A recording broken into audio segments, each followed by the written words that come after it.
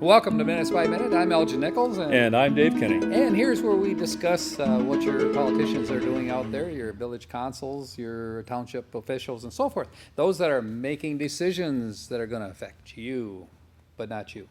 Not me. No. Why not me? You're from Brandon, aren't you? Well, One sure. of those- Just shut me Okay. down. Yeah, shut right. me out. I will do that. Well, being you just got back from Italy, we Oh. won't have you sing O Sole Mio or anything along that line, but we'd like to have you garble along with Elge here. Well, Okay, let's talk about buongiorno. let's talk about the village of Leonard. Okay, shall we? Village of Leonard. You go there. Okay, they had a council meeting, and Mike McDonald is the chairperson. Does a pretty good job over there, I think. Yep. Another one is Shar Sotheby, and she does a great job. And she's also on the OACCC. Yep, and she watches the money. I can tell you that. Yeah, she does. By the way, about that credit card. No, that's another subject. We'll talk about that Oh. later. Because actually, You're they always did bringing up discuss painful it. subjects. Right. Well, they did discuss credit cards on the Oxford Community Communications Commission. Yes, So, yeah. but we'll get to that one in just a moment. What they had, first of all, was a treasurer's report. And the treasurer said, you know, things are coming along pretty good. We're actually making a little more money than we did last year, but it's due to the fees that we charge. And actually, the ridership is up rather than down, even The though there's a ridership? charge. Yeah, people that are riding, the ones that run alongside the bus, they don't count. The ones that ride on the bus, they count. And they're saying that their riders have increased on the bus, For the Village of Leonard.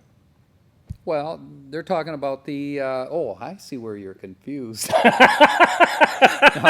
They talked about NODA. They talked about NODA, and that subject came up. So, anyway, that's how that got involved. Oh, I'm sorry about that, folks. You were leading me down a strange little trail there. I do this on purpose to him. Okay. They talked about payables. They had $25,000 in debt that their bills that they had to pay, and it was approved. No problem at all. They have the money. They had public hearing concerning block grants, and What exactly is a block grant? Oh, a block grant is a certain amount of money allocated or dedicated for a specific purpose, and this purpose was to take care of essentials like a water source, that kind of thing. Okay. And that's actually what As happened. opposed to a particular block in a town. That's right. Right. Yeah, not a block in a town Yeah. or a chip off the old block or whatever. Just, Anyway, just to clarify. yeah, that. a block is a block grant. This is money, ka-ching, ka-ching. So, anyway, they had a water well, for the village that was a problem. And they had allocated a certain amount of money, for that. And surprising enough, it was higher than what they anticipated. About $940 difference. So they had to make a motion to move that money into that account from another account. And the other account happened to be the removal of barriers in the Roland Hall area. And the money was earmarked originally by the block grant. So that's the proceedings that they took at that time. You understand? Vaguely. Close enough. Okay. So anyway, so they have the money. They're going to pay their debt for that. They were rather disappointed they didn't, but things happen, on a project, Okay. as you well know. They had money coming back on a credit through the Smart Municipal program. Smart as in transportation? As in transportation, Okay. and that's where I jumped to the gun here and I talked about NODA, because actually they talked about NODA, because they had $380 that came back to them, which is done, it's accomplished every year. This happens in Leonard. Okay. And you know what they do with it? No. They give it right back to NODA. Oh, that's very nice of them. They are, very nice people. So it's kind of like a little ping pong ball that just keeps getting batted yeah, back and forth. It pings and it pongs in the NODAs. I see. Okay, bus, whatever. So then they talked about the fire department. The fire department would like to have an underground tank put in for gasoline. Reasonable. They had a little discussion there. One guy said, well, I think the state code requires you gotta have a berm around it, and the other. What do they do now? I think they just go to the gas station in town or whatever, and they probably have an account there, and they don't really have, mass storage. Okay. And that's why they want to have it, through the fire department. Those fire trucks use a lot of gas, you know. No kidding. Fuel. Okay. That's so, why they call them tankers. No, that's because they have I know, water I in know, them. I know. Okay, they use it for water. Anyhow, so they're all prone to do that, but they want to gain or get the actual information required in order to make the motion. Right. And like one guy said, I don't think you can do it without a berm. Another guy said, well, I don't think that's state code. Another guy, at the meeting says, oh, I think you're wrong. I think that is state code. Well, let's check on it. So that's where it ended up. Okay. So they're Googling it. Shar very responsibly didn't say a word. Shar sat back and gathered in the information. I think her thinking was, when it comes back, then I'll move on it. Right. But anyway, and that's what they did. They have a ordinance or a regulation that it deals with dangerous building ordinance. If you have a building that's ramshackle, a problem, but ready to fall down, that kind of thing is dangerous. They condemn it. They can, first they have to have a hearing though in order to do that, because the property owner has a right to present his case as to why he's doing it. I'm saving it for firewood, I don't know. But anyhow, but right now they don't have a hearing officer in which they can talk to. So this nice gentleman from Addison Township in Leonard area, Gary Britsch, I think it is Britsch, Okay. volunteered for it. It's a non-paying job, and he will take on each of these cases and review them and determine, what needs to be done. And whatever the results of that hearing would be, he would bring that before the council, and they'll make the final decision. And they could basically tell the individual to tear the building down, for instance. Right. They could do that. The council can do that. But It seems that would almost be the first step in a legal fight. well, that's exactly what they want to avoid. And of course, the state of Michigan requires that you have a mediary, is that the word? Somebody in Mediator. between. Mediator. Well, that's close enough. Okay. Anyhow, they need to have an individual that can see both sides of the issue. And once they make a determination, then that would go before the council. And they certainly have the power, to tell the guy that he has to get rid of this Right, building or right. whatever. Or they'll have a great big shish kebab party or something along that Or the line. fire department would Yeah. have yet one more thing to practice on. Yeah, right. Get those big old hoses out and let's fix that thing. Anyhow, that could be a possibility as well. They are looking at, in the future, fireworks ordinance that's going to have to, come back again. It's kind of like a boomerang. Well, that's been a popular subject with both Oxford Township and the Village of Oxford. Right, absolutely. Yeah. So that's pretty much what's going on in Leonard. Pretty interesting meeting throughout. Didn't talk about anything else really of any substance. So that being it, we'll be back in just a moment. Hey, what do you think if we go over there?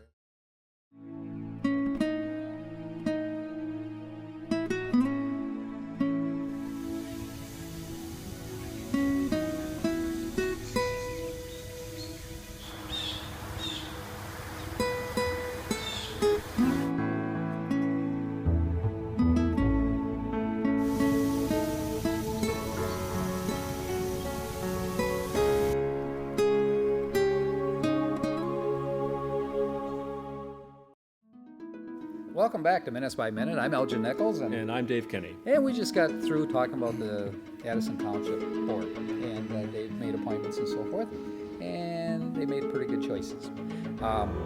We're next going to talk briefly about DDA. Not a lot went on at the DDA meeting, other than they want to advertise some property that they have. They did have an offer for property that they own. That offer came in at $150,000 by a gentleman who wants to build a sandwich shop.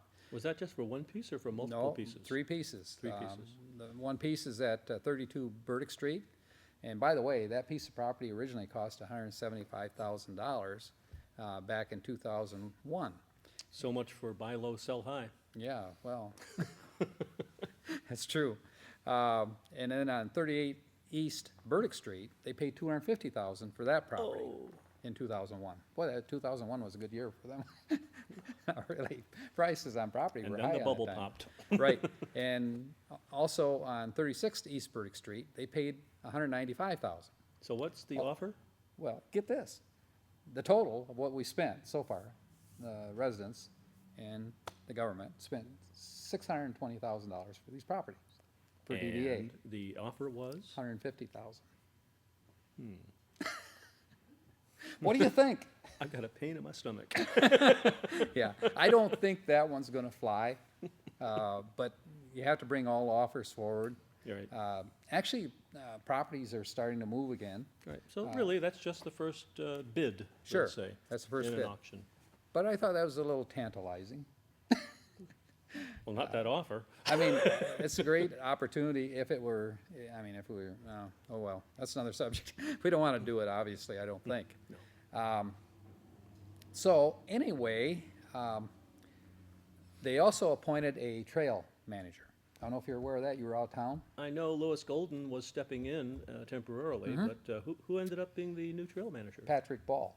Patrick Ball. Wasn't he a coach at the high school? He sure was, athletic director. All right. At one And time. is he retired now or what? He's retired. He's still very active physically, does a lot of running, riding bikes.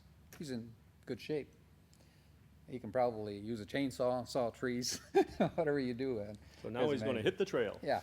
So anyway, so he was hired, and I think he has a lot of contacts too, and I think he has great ideas. He's going to contact other trail managers and see what they're doing to improve their trails, and also talk to the residents that use the trails and find out how better, they can provide Yeah. for. And this is probably a good time of the year for him to get his feet on the ground too, because things have slowed down relative to the trail activity and.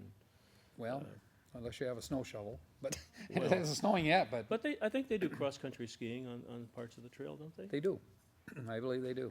But they're not allowed to have, of course, motorized vehicles Right. on the trail. right. You can have a horse on the trail, I think. In the They're not winter? motorized. In the winter? If a horse wants to run in the winter, I guess you can do that. I don't know. I had to check with the trail manager now. I'm not sure what they do with horses. I guess they have those steel horseshoes. Why don't you look it up? Yeah, okay. Okay, folks, you heard it here. Dave's gonna find out if horses can run in the winter on Pollyant Trail. You Thank you, always Dave. give me those assignments. You're right. Well, let's go on to the Oxford Village Council, because there's quite a bit that went on. Jim Sharp, who's an engineer. I got to interject. Was it a short meeting? It was All short right. compared to what we are used to. Wonderful. And we're used to 3 and 4 hours usually. And I think this one ran about 2.5 though, Yeah. something like that. That's pretty good. Yeah, it was reasonable. Got home in time to watch the news this time. But Jim Sharp gave a presentation of what the concept would be for US 24. And there's going to be one light put in, an additional light. There's going to be crosswalks put in, and they're going to be highlighted, is a proposal, so that traffic traveling, of course, by seeing the difference in pavement shades, will recognize that this is a crossing area. I was pretty impressed with what he put together. There were a number of questions, from the person sitting in the audience. And one of those things was they're going to put medians in certain areas so that you cannot make a left-hand turn In downtown area? downtown area. A median? Mm-hmm. There's not a lot of room there right now. Separation, just small separation of some type. And for example, I'm trying to think of the restaurant downtown, Lily's. You won't be able to turn into their parking lot as such. Does this have any impact on the width of the current sidewalk that they have? Well, they're going to have to secure roughly about 5 to 7 feet, and they're going to have to remove a couple of parking spots along the Okay. main street in order to accommodate that. Okay. But you will be able to turn left traveling north onto Denison, and then come into Lily's that way. Oh. And or if you miss that turn, then you'll have to go down to Burdick and take a left and go that route. So Okay, well, hasn't really been approved totally, but it's kind of interesting. I can tell you more. We'll come back and just. but it's at the proposal stage, not as it's been presented to MDOT yet. Oh, that's true, exactly. And I will talk to you about that. They do have $5 million approved through MDOT for certain things to be done. But it doesn't cover everything that Mr. Sharp had proposed. I So some of the money will have to be put together, by the village. By the way, has MDOT given us a date when they're going to start this activity? Looks like it's gonna be sometime, proposals around 2018. 2018? Yeah, could be. Well, that really 2015 pushed is. that one off. 2015 is the hope date, Wow. but they're saying, don't get too eager about it.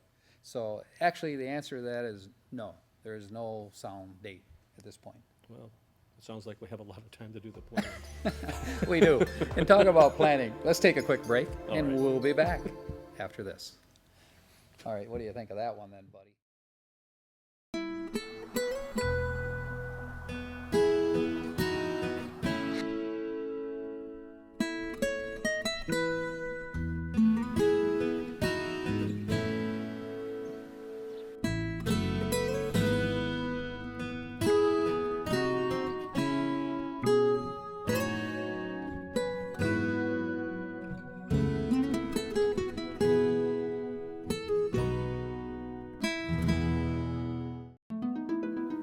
Welcome back to Minutes by Minute. I'm Elgin Nichols. And I'm Dave Kenny. And we were talking about the village council and what was on their agenda. And we're talking about MDOT, and there's money available, and when the proposal is going to be to the point where they're going to stick a shovel in the ground and make changes. And it seems like the time schedule has been advancing all along. I thought it was 2014 about 3 or 4 months ago. Now it's 2018. Yeah, but just keep in mind, this is all conjecture. They're not sure yet. They haven't really taken the proposal to MDOT.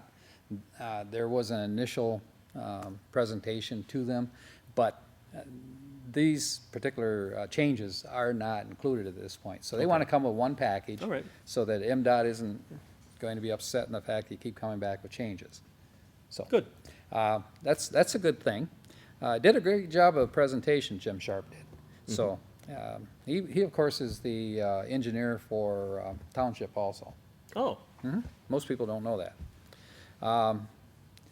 Call to the public for agenda items. They had some correspondence from a gentleman who said that he was against going with the rental, or not the rental, but the rental the rental inspection? inspection program. Totally against it. He's done some research and discovered that, it isn't what it should be, that when an inspector comes in, they will inspect They've and been- find something regardless if they need to or not. They've been dipping that in and wringing it out for Yeah, over a month or so now, haven't they they? have. But what most people don't know is that the state of Michigan has a bill before them that will do virtually even more than what they're asking here in this particular ordinance. And the state trumps the village. It does, it does. But another bit of information is the fact that the Home Builders Association of Michigan, who's a very strong lobbying group, is opposed to this program, of course. Well, Right. that's understandable. Yeah. And the reason why they are opposed to it is that you have to, with honor, tell people, the government, the village, that you have rentals, and you have to register. There's a gray market in that, isn't there? There is. It's working really, really well for the gun control. So, that being said, we don't think that people that are a problem and aren't keeping their rentals up to par, and they are fire hazards and so forth. We don't think those people are going to jump up and say, hey, here I am, come in and inspect me. So I don't think it's going to happen. So that was a negative thing, and there were several people that stood up and talked about that.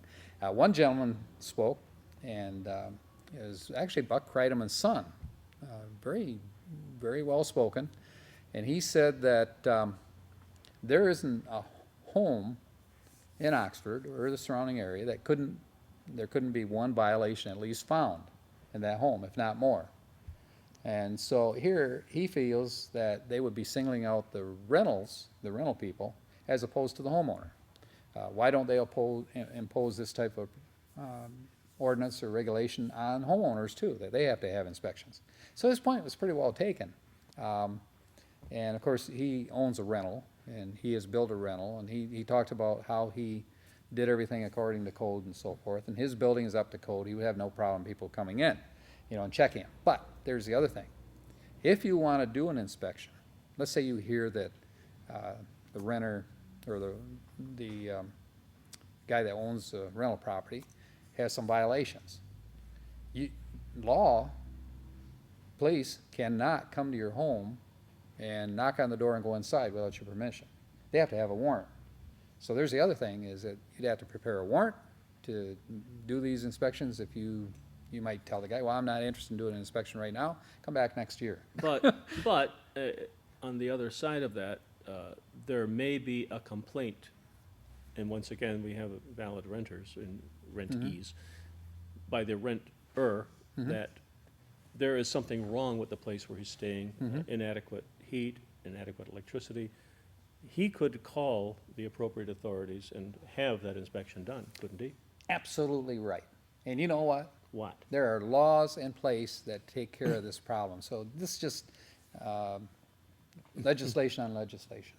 So to make a really rather long story I've had so far, it was voted down. It was so long, what was voted down? The approval for rental inspections. Oh, okay. I got lost in the clauses. That's what happens when a guy goes to Italy and he's up in the clouds for a long time, and then he shows up for work. Okay. So yes, it was turned down. It was, wasn't, and everybody applauded after it was all done. So everybody was pretty excited about that. Let me see.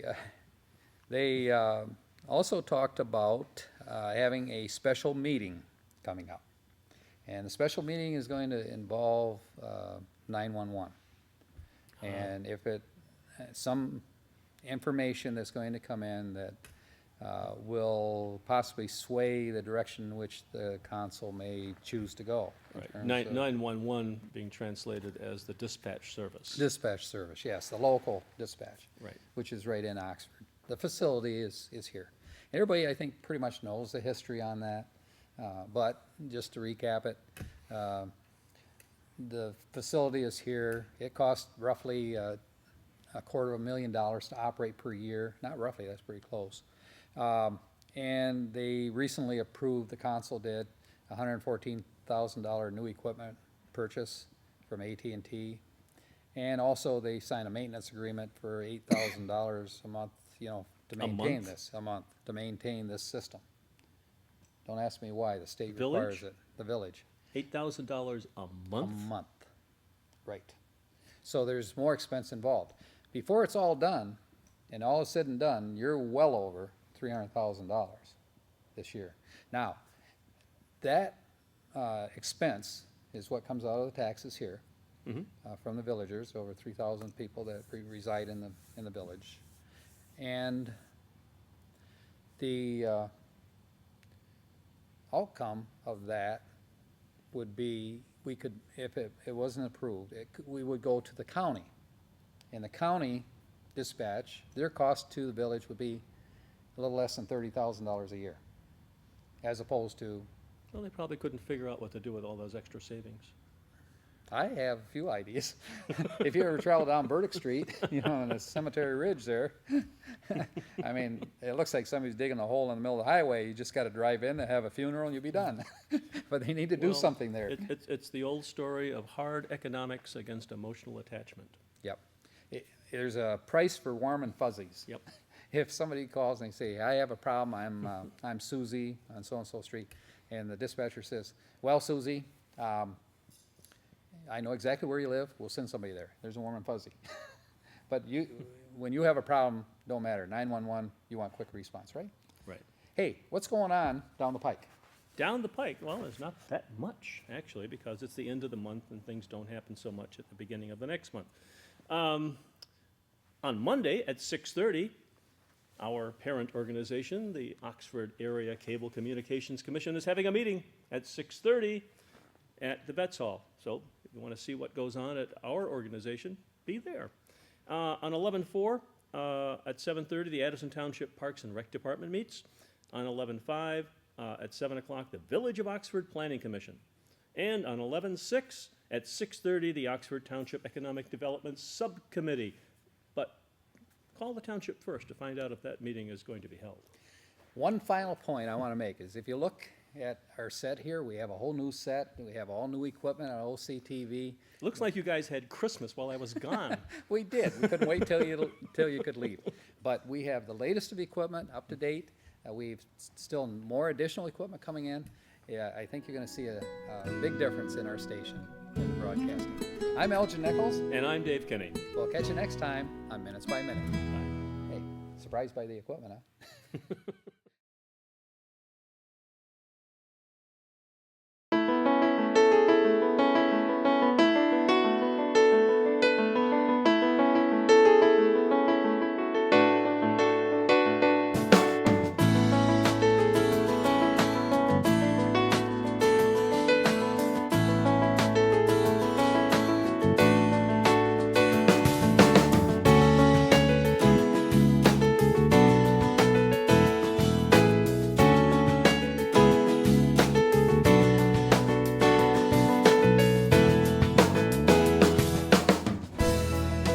At Oakland County Parks and Recreation, we value what you value: family relationships, community connections, good health, environmental stewardship, and economic stability.